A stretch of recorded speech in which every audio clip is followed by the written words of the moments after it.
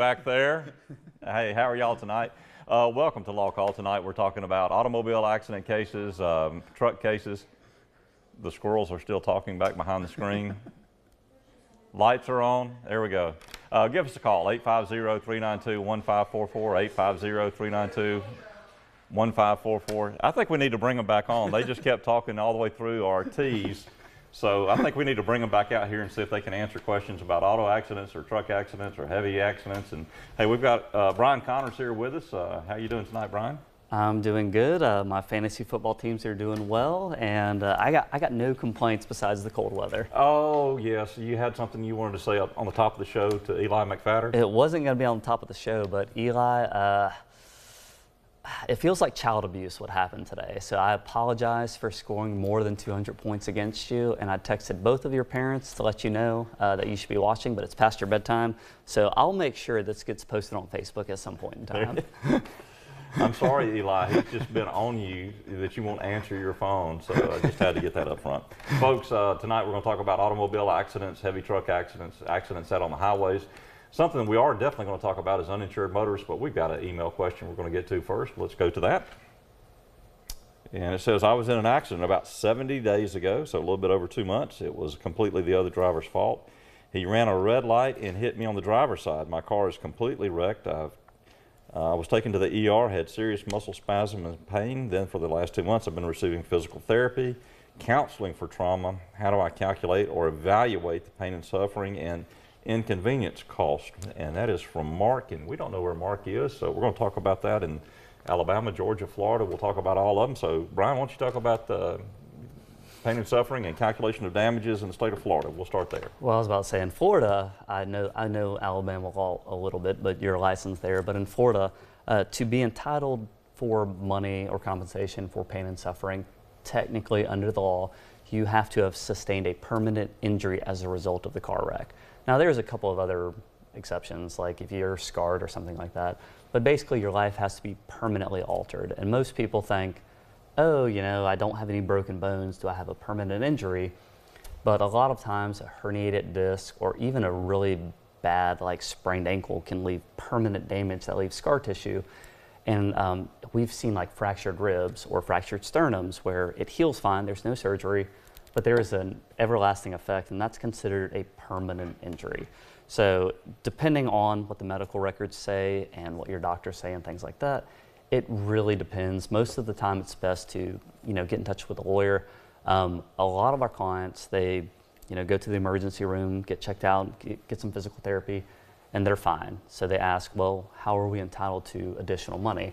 And insurance companies kind of evaluate cases. Hey, this was a really bad car wreck. For instance, this was a very bad car wreck where somebody ran a red light, and they will put money on top of the bills. And Larry tries more cases than me, but when we try cases, we say there is no formula for pain and suffering. It's basically what is fair for what you're going through, because we don't have a weird system. It's not an eye for an eye or anything like that. They have to come up with something. But we have, software and websites we can use to see, hey, these other people had similar broken left forearms. So we can see how those cases resolve, in front of a jury or settlement-wise. And so we can get an idea of what's reasonable. And that's, insurance companies have way better data than us, but that's kind of what we do, is we look to see what similar cases with similar bills and similar injuries have either settled for or a jury has awarded money for, and that's kind of where we eyeball it. So if we think it's worth $5,000 or 25 grand and they're offering $5,000, we'll decline an offer and file a lawsuit. But it really just depends, because every injury is so unique, every person's unique. Depends if you're 18 or 75. It's just very, very different. Going back to how do you evaluate it, how do you calculate it? There are computer programs out there that the major insurance companies use. Colossus. State Farm also has a version of Colossus, and Allstate has a version of Colossus, and it was developed by Computer Sciences of America, CSA. That program has as many as 300 different variables that get input into the program, and we use a similar program to do that. So Mark, even though we know that you've had physical therapy, we know you've had counseling, even though it was very serious and you've got muscle spasms and pain, we need to know a lot more information about how it's had an effect on your daily activities, your daily life, the things that you enjoy doing. what are some of the losses, the harms and losses that you've sustained. And so we take into account many of these factors, and there's some questionnaires that we fill out, and then we ask more questions based on what your answers are to the questionnaires. We keep digging until we kind of say, is that it? Is that all? Are you sure? Are you positive? Is there anything else? And then we'll stop that analysis. So Mark, right now, we know we've got the basics for it. We know that somebody else was at fault. Somebody ran a red light. You've incurred at least 70 days of pain and suffering. You have counseling that you're receiving, and I don't know if that's for physical or mental, but either way, counseling that you're still receiving. And so we need to then take a look and see what's going to happen to you in the future. What are your doctors going to tell us? What are they going to prognosticate? They look into a crystal ball? No. There are guidelines that the doctors follow to determine whether or not you have a disability that would go on, linger on into the future, both physical and mental. The American Medical Association Guides to Permanent Impairment is something that is utilized. That book is about that thick now. And Larry's read every page of it. I've read every page of it, and I forget whether we're on the 7th or 8th edition. But there are lots of things to take into account, Mark, but we've got the basis for it. So please follow up with a personal injury lawyer who is qualified to look at these different things, not just somebody that says they do personal injury, but somebody that basically that's all they do, to give a full and complete evaluation, bring you in, go through the questionnaires, ask more questions until you reach a point where you say, all right, that's enough, Mr. Perry, that's enough, Mr. Connors. I've told you everything that's going on, maybe a little bit here, maybe a little bit there, and then the evaluation process can start. And the same thing happens in the state of state of Alabama and the state of Georgia. The rules are just a little different. You don't have to sustain a permanent injury, but the value drivers is what we call them that are there is whether or not you have sustained something that's ongoing and continuous. There's something different if it's only 70 days that we're talking about, or are we talking about 7,000 days that's going to be with you for the rest of your life. So that's the reason why we have to go through all of these factors for you, Mark, and I hope that answers your question. We've got a caller on the line. Who do we have there? We've got John from Bay County. John, how are you doing this evening? Well, oh goodness. Okay, going to come back to us, John. Sorry about that. Give us a call back. Don't know what happened. I don't know if we accidentally called the line. Becca, tell me a little bit about what John was asking about. See if we can answer the question. Well,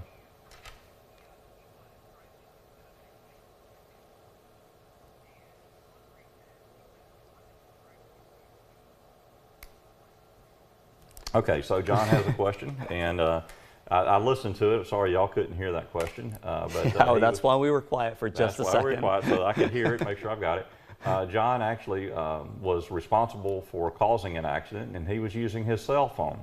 But he says the cell phone wasn't the distraction, but he wants to know if there would be an enhancement, if you will, with the civil penalties involving that because he was using a cell phone, but he says the cell phone wasn't the cause of the accident. Brian, why don't you talk about cell phone use and what that means in an automobile accident, and then we'll address John specifically. So the worst thing that people do nowadays is using their cell phones while they're driving. And most people are pretty good about it, but if I drive down Back Beach Road, if I stop at a light, I see people on their phones as we're slowing down. And I mean, the scientists and everybody will tell you it is just as bad or sometimes more dangerous than drunk driving. It's because when you look down at your phone to read a text, you will travel 500 to 1,000 feet before you even realize it. So if there is a pedestrian or a bicyclist or somebody stopping ahead or anything that you didn't account for prior to looking down at your phone, it can be catastrophic. You can kill somebody, you can take somebody's arm off, leg off, you can just rear end somebody, hit a family of four. It is one of, I would probably say, the most dangerous thing that we deal with nowadays. Most drivers don't mean to cause car wrecks. I would say I've seen that once in 10 years, and it was a crazy incident. Right, but most people aren't trying to cause car wrecks, but they get distracted by something. And cell phone use, even if you're not in a car, is one of the most distracting things. There's lawsuits ongoing now. But it is the most dangerous thing you can do while driving, and I will encourage everybody to put your phone down. I mean, you can do Spotify or listen to music, but do not text and drive. It is exceptionally dangerous because you're not paying attention to what's around you. And here in Bay County, if you're on the west end of the beach, and I know you live right past there, going through Pier Park between March and September is the most dangerous. You can go from 45 to stopping at an instant. Well, and then also they change the lanes. like tonight. And they change the they're lanes doing on top of the again. construction. And sometimes the lane changes run you into another lane that's active, unfortunately. Yeah, so you know, what you're dealing with here is you've got a couple of distractions that are going on and you may not recognize it. Number one is a mental distraction. You're thinking, and this is you've got a physical distraction with the use Of the of looking down. down. And also you've got one hand with a phone and one hand on the wheel. You look down, that's a physical distraction. The other distraction, and this is what we found from all of our expert witnesses, and this is across the board, there's also a mental component to the distraction, whether you're responding to a text message verbally or you're talking with somebody on the phone. Because the person that is on the phone is not situationally aware of what you're going through, and neither is the person who has just texted you. So you have the physical distraction and you have the mental distraction. So John, you're going to have a real tough time defeating that, and you're going to be up against some studies from Northwestern University, Utah State University. I was going to say Utah and Colorado. Yeah. Those are the main studies that are out there. You can Google those studies and you ask for cell phone studies and distraction. It'll give you the outline that goes with it that says, all right, what are the physical distractions? What are the mental distractions? You're going to have a tough burden to overcome that enhancement on that civil traffic enforcement. So I wish you the best on that, but it's going to be very, very difficult. We've got another caller on the line. Who do we have again, Becca? Okay, Crystal from Enterprise, Alabama. Boll Weevils. All right, Crystal, how can we help you tonight? Yes, I have a question. I was hit from behind late August, but my chiropractor had told me that, which I did x-rays, that I had whiplash in my neck and my back. But the pain did not start really coming until months later. Is that something that I can go back and apply for like a lawsuit with the insurance company? I was hit from behind at a light, at the traffic light turning left. Since I'm licensed in Alabama, I'll take that call, Crystal. So the same rules apply in the state of Alabama, state of Florida, that if you were stopped and you're lawfully stopped in the highway waiting to turn or stopped at a red light, then or a traffic device, and somebody hits you from behind, the presumption is that that person that hits you from behind is at fault for causing any injuries and harms that relate directly and legally to that motor vehicle accident. And because you have sought treatment, medical treatment through a chiropractor, physical medicine, then the chiropractor is the one that's going to have to give that opinion as to whether or not it is related to the automobile accident. And so yes, so Crystal, sometimes we see that. Sometimes it's a minor ache, a minor pain, and then as the time goes on, particularly, you know, when you start to get over age 40, I'm over age 40, Crystal, I don't know how old you are, but you start to, you know, feel this when you're not this young whippersnapper over here, that things can wear on you, and as they wear on you, things can get worse, and that's going to be up to the chiropractor to give, or your doctor, to give that medical opinion that yes, it is legally and directly related to the automobile accident. And so with that type of testimony, Crystal, yes, you can do that. In the state of Alabama, you have a 2-year statute of limitations unless it was a municipal or a county or a state vehicle that hit you. And in those instances, you have to file what's called a notice of claim before you can file a lawsuit. But typically it's a 2-year statute of limitations. So yes, Crystal, you're within the time period. If you have not resolved your case yet and you have not settled your case yet, you can go back and make that adjustment and allow the chiropractor to give you an opinion as to whether or not it's related, and then turn that and submit it into the insurance company. But I do recommend you reach out to an attorney. We're licensed in Alabama, happy to help you out. But if you have a favorite attorney up there in Enterprise that works Enterprise, then by all means go see a local attorney up there that handles automobile accident cases. Crystal, great question. Jeff, Mark, we appreciate it. We've had a great first segment here at the show. Stay tuned. We'll be back in just a few moments.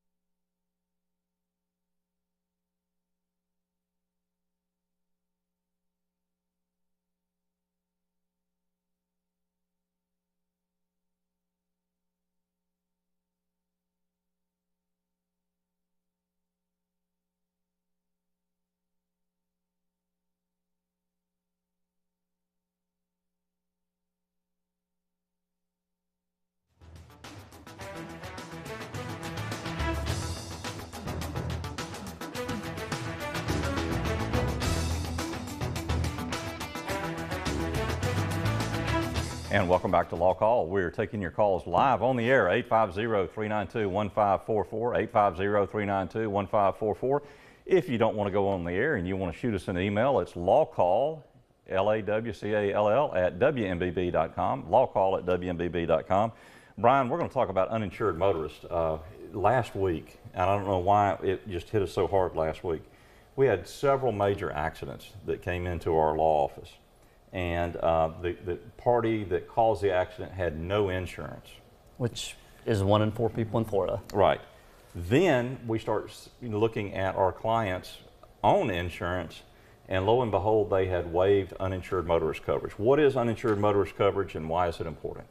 So how I explain it to all of my clients is basically, we call it coverage. It's uninsured or underinsured motorist coverage. It kicks in when the at-fault party doesn't have sufficient bodily injury coverage or doesn't have any bodily injury coverage. It basically takes the place of the insurance they could have had.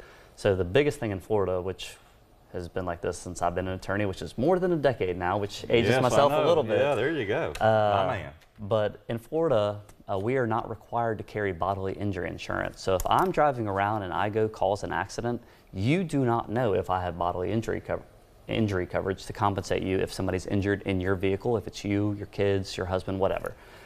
So coverage, or underinsured, uninsured motorist coverage, kicks in the event that the person who hits you doesn't have that coverage. And the thing that we tell all of our clients, and one of our paralegals resolved her case recently, retired paralegal, after she started working at Perry & Young, she changed her insurance coverage, and she was going through an intersection and somebody ran a red light and hit her. It was a very, very bad car wreck, but she decided to get uninsured motorist coverage because we told her about it. She did not know about it, but instead of getting $0, she did get a pretty substantial sum. But it's some of the cheapest coverage. That's the big thing, because most people are worried about their premiums, understandably so. But if you're paying for every other coverage, it's worth the $18 more, $15 more a month to make sure if somebody else is negligent, you're taken care of. And you don't need $1 million case. A lot of my clients think, hey, I know this is a small case, and we handle cases that are $2,000 or multi-million-dollar cases. But that coverage, unless somebody from a very big company hits you, you don't know what their insurance is. Yeah. And it can be a game changer from our perspective to help our clients out. Right. And luckily, all of my friends and family have been given the spiel for me because it doesn't cost that much. And you're hedging risk because right. so many people don't have insurance here. So Brian mentioned something to you that in the state of Florida, we're seeing this creep up in Alabama and in Georgia as well. At least in the state of Florida, 1 in 4 drivers does not carry the bodily injury coverage. That's if they hit you or somebody else is at fault, that they would provide the bare minimum. They don't have it. They're not required to have it. And they're not required under current Florida law. It's been the law since 1969. Come on, Governor DeSantis. Yes, sir, I'm calling you out. I probably shouldn't, but dang it, we've been trying to change this thing for years and decades. Now's the time to do it. Protect our clients. Then you have the uninsured motorist coverage, and we always recommend that you get uninsured motorist that is called stacking coverage. Stacked coverage.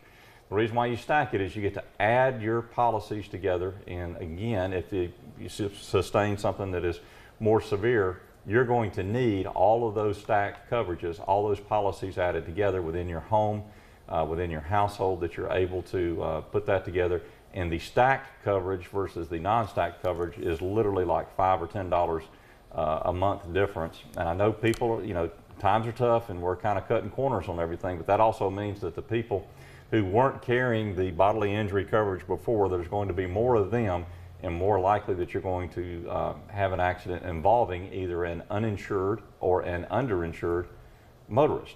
Alabama, Georgia, we've seen those numbers go up. Now in Alabama and Georgia, they have mandatory bodily injury coverage, and that includes mandatory coverage for somebody who's had a DUI or a serious automobile accident. They can get a special type of coverage for them, and for them it's a little bit lower because the rates are so high. If you have a DUI or severe reckless driving with bodily injury in both those states. But again, we recommend strongly that you get uninsured motorist stacking, and if you need some explanation of that, sit down with your insurance agent Get Flow on the line. Talk with the gecko. I mean, talk with somebody. Don't do it yourself, just plugging it in. Because when you plug it in on your phone or you're plugging it in a computer, they're going to give you the cheapest I was about coverage to say, possible. that is the one thing. I did change insurances for a specific reason. But basically, if you have a local agent, I'm not knocking, like Geico does a pretty good job. But if you have questions, there are so many local agents who know what your budget is and plus what you need to protect against. It is worth, I mean, I sat down with, I'm not going to say who it was, but I sat down with a buddy of mine for 20 minutes and we got everything figured out and he was top notch and it is worth it. And you hope you never need insurance. That's the biggest thing. Right. But the one time you need insurance and you don't have it, it becomes a problem. And if you don't have it when the incident occurs, you can't go back and get it. Which is a very common thing. Most of my clients, after their vehicle's totaled, they say, hey, do I have to keep paying my premium? I say, no, you can cancel it, or you got to let your insurance company know you're getting a new vehicle, whatever it is. Right. So, folks, we're going to come back in just a few moments. Stay tuned. We'll be right back.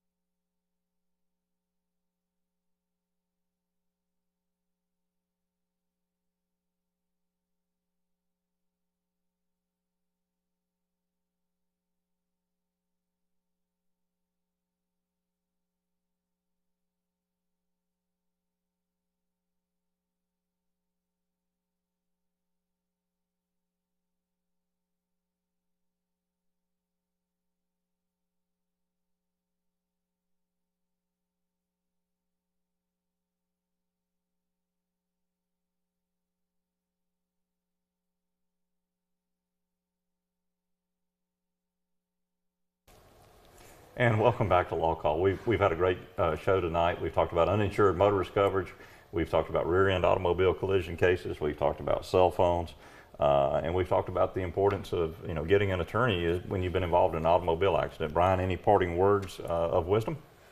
No, but I think some people do need an attorney, like Eli McFadder after that child abuse that took place today. He needs one. And John, who called in earlier, apparently I know who that is, and he also lost in fantasy football to an attorney, this guy. Oh, yeah. So I'm really sorry about that, John. I know you invited me to the league, and now I'm just eliminating you from the playoffs. I don't feel bad at all. So is there a Waffle House challenge involved in this? I'm gonna say no comment on what the punishment is. Oh, I you don't haven't think decided yet. That's Okay. not. All It's right. not fit for the air. Oh, okay.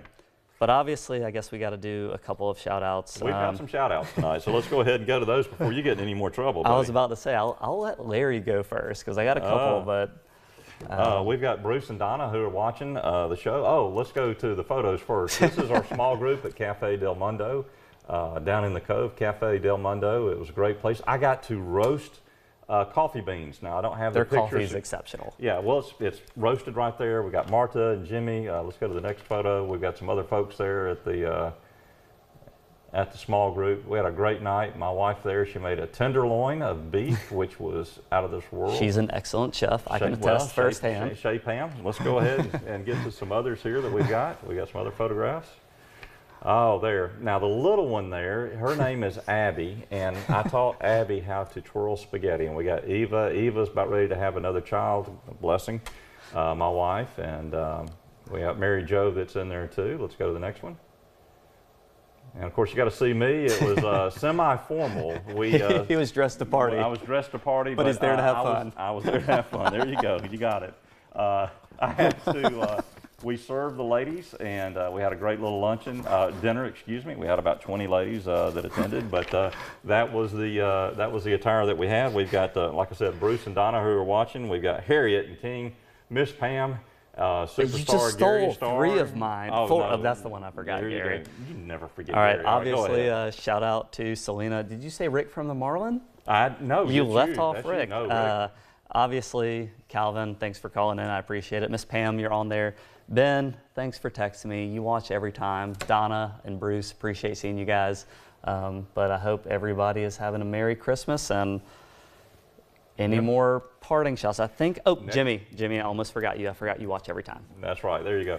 Folks, we've got tape shows. We've got our special Christmas show that's coming up next weekend, and then we have a New Year's Eve show that's already been taped. So this is the last time we're going to be live for this year. We'll wish you a very Merry Christmas and a prosperous 2025, and we will see you the first week of 2025 back live here on LawCall. Thank you very much.